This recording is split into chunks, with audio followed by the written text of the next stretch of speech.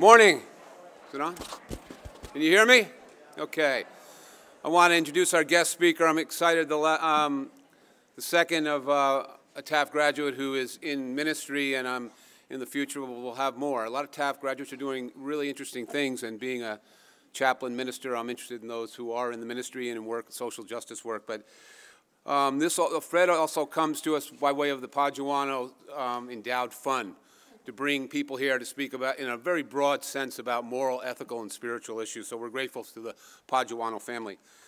Now to our guest. Reverend Fred Small is a senior minister at the First Parish in Cambridge, Massachusetts, Unitarian Universalist, and co-chair of Religious Witness for the Earth, a national interfaith network dedicated to public witness on critical environmental issues, especially global climate change.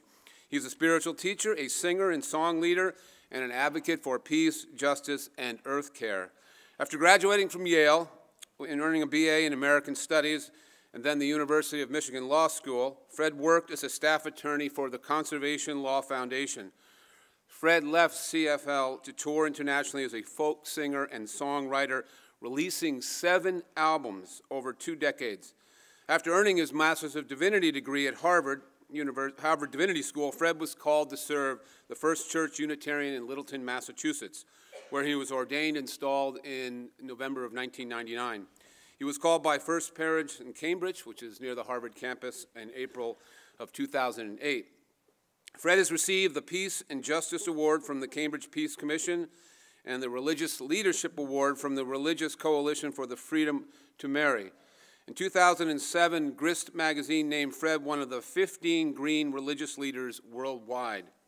Fred and the Pan-Latin ensemble Soli Canto, sorry I took French, not Spanish, have recorded 350 in both Spanish and English. It's a powerful call for climate change. Fred was also, I'm very interested, was the captain of the football team at Taft in 1969. Let us warmly welcome Reverend Fred Small.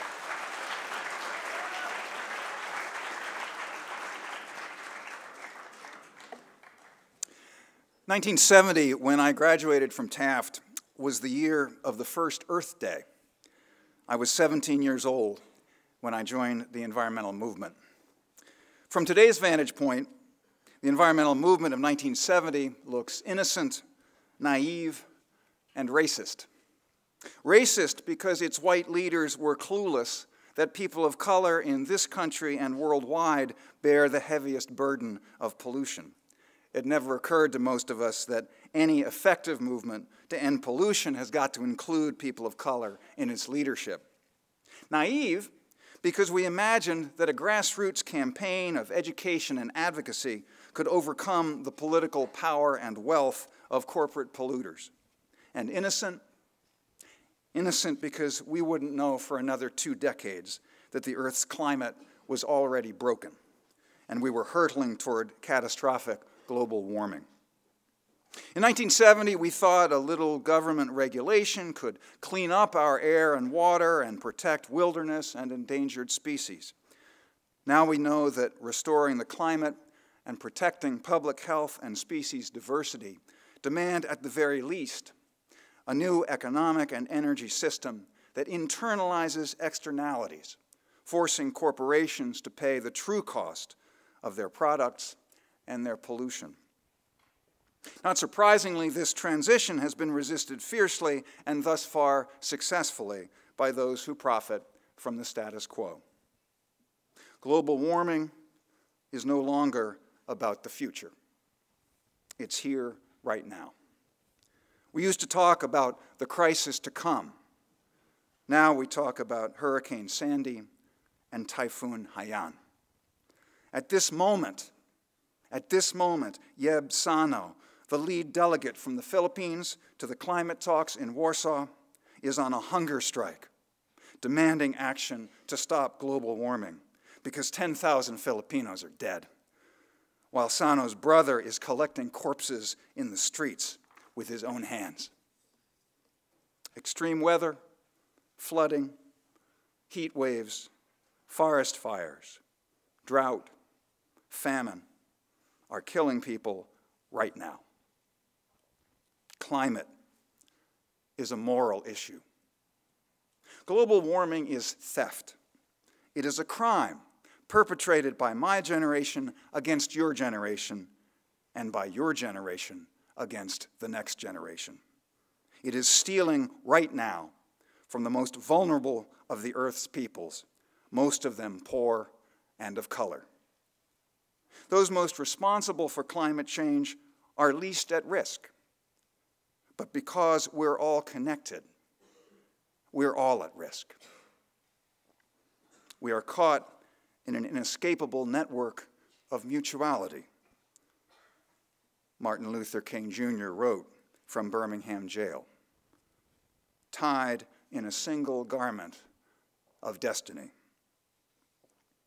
In the great struggle against global warming, a movement has sprung up demanding divestment from fossil fuel companies, and it's gaining momentum. This movement is asking educational, religious, and civic institutions to sell their shares in the 200 largest fossil fuel companies. Divestment activists aren't trying to bankrupt big oil and big coal financially. Someone else is going to buy those shares. They're trying to bankrupt them morally, to isolate them as outlaws, just as anti-smoking activists stigmatized big tobacco. The idea is to weaken the industry politically to the point where putting a price on carbon becomes politically feasible. The American economy is as fatally entangled in fossil fuels today as it was in slavery in 1850. And the same folks who told us then that nothing could be done about it are telling us the same thing now. The smart money is on the status quo. The fossil fuel divestment campaign is telling the smart money to get smarter. It's reminding treasurers and trustees that fiduciary responsibility means attending not just to short-term security, but also to long-term sustainability. It's pointing out that there can be no economy without a livable planet. And it's asking again the terrifying question posed 2,000 years ago by an itinerant Jewish teacher, Jesus of Nazareth. What shall it profit you to gain the whole world and lose your own soul? The divestment movement argues, I think convincingly, if it is wrong to wreck the climate, then it is wrong to profit from that wreckage. The divestment campaign is demanding that the fossil fuel industry stop exploring for new hydrocarbons, stop lobbying in Washington and state capitals across the country to preserve their special breaks, and pledge to keep 80% of their current reserves underground forever. Given the norms of corporate capitalism, these are audacious, even preposterous demands. Given the climate crisis, they are modest, reasonable, and necessary. The divestment movement is catching fire, capturing the imaginations and igniting the passions of young people fed up with gridlock in Congress and business as usual in the boardrooms as the earth burns. Students at over 300 colleges and universities have taken up the cause so far. Last June, my congregation, First Parish in Cambridge, voted unanimously to divest, and the Unitarian Universalist Association is considering following suit. So I invite you to consider, if you're not already, asking the Taft Board of Trustees to divest the Taft endowment of fossil fuels. If you do, you will likely encounter the same resistance that students at many colleges have. You may be told, as Harvard President Drew Faust recently told her student body, which voted 72% in favor of divestment, that only extraordinarily rare circumstances, quote unquote, justify making investment decisions based on morality instead of monetary return. If so, you might answer by asking if breaking the climate, melting the Arctic, flooding millions of people out of their homes, if these aren't extraordinarily rare circumstances, what are? Or you might be told, as the Board of Trustees of Phillips Exeter Academy told its students less than 3 weeks ago, that fossil fuel divestment is, quote, difficult and expensive, unquote, and, quote, the most effective and appropriate, unquote, thing to do is to, quote, improve sustainability and reduce energy consumption on our campus, and to prepare our students to have an impact as effective leaders in their chosen fields. If so, you might ask how difficult and expensive the people of the Philippines are finding climate change these days. You might ask exactly how much good greening the Exeter or the Taft campus is going to do for them, or the people of Bangladesh, or Tuvalu, or the Marshall Islands as the floodwaters rise. You might ask, what's the point of educating effective leaders and then casting them on the rocks of climate catastrophe? Phoebe Wall was a senior at the Rhode Island School of Design last year when she sat in at the office of the school's president until he agreed to discuss divestment. Phoebe says, the way that our generation deals with this issue will define the future of civilization. Stopping climate change at this point is impossible. Responding to it is inescapable. We did not choose this calling. We would not choose it. That's why it's called a calling and not a choice. Moses, Paul of Tarsus, Muhammad, Scripture is filled with stories of people just going about their lives when God calls them to a very different purpose. It's as if we were passengers on the great ship Titanic on its maiden crossing of the North Atlantic. Suddenly, the huge vessel shudders. Gradually, with agonizing slowness, we come to realize first that the ship has been struck, then that it has been breached. Then, can it be possible that it's in trouble? And finally, that it is inexorably sinking. At each stage, we might feel shock, disbelief, outrage. How could this be happening? How could those in charge have been so reckless? Can I still get a refund? But eventually, some of us cross the threshold from shock, disbelief, and outrage into an acceptance of our circumstance. Not an acceptance that it is acceptable, or just, or fair, but an acceptance that it is. And then, if we are wise enough and brave enough, we turn from complaint to commitment. How do I live my life for the rest of my life? To what purpose am I faithful? How courageously and creatively can I respond to this crisis? How can I serve? How can I sacrifice? And in that turning, there is a moment when we find ourselves standing on the tilting deck, lashed by wind and spray, and gripped by a wild, extravagant, even fearless joy. On January 12, 2010, a magnitude 7.0 earthquake ripped Haiti apart. Hundreds of thousands of Haitians died.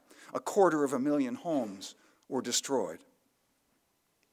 A week later, combing through the rubble of Port-au-Prince, rescuers doubted they would find anyone left alive. But Roger Saint-Fort never lost hope. Saint-Fort, for those of you not taking French, means strong saint. For 6 days, Roger Saint-Fort stood vigil by the mountain of debris that was all that remained of the bank where his wife, Jeanette, had worked. For 15 years, Roger had shared every day of his life with Jeanette, and he would not leave her now. I called, "Jeanette, Jeanette, Jeanette." She didn't answer me. But under 30 feet of concrete, in pitch darkness, Jeanette was calling out for Roger, just as he was calling to her. Every time I hear his voice, I said, "I'm alive.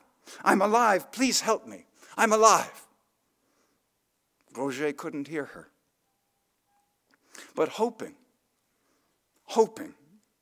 he convinced an excavator to keep digging, keep clearing away the stones. When they found her, Jeanette was singing. "Don't be afraid of death," she sang. "God is here," over and over. "Don't be afraid of death. God is here." A reporter asked Jeanette, "Did you think you would live?" "Yeah," she answered. "Why not?" Hope kept her alive. Hope defeated death.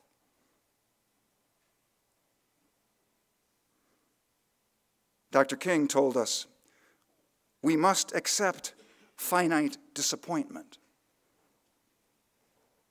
but never lose infinite hope.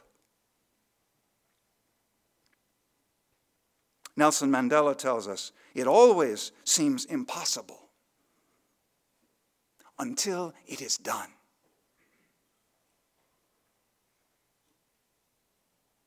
Let us hope infinitely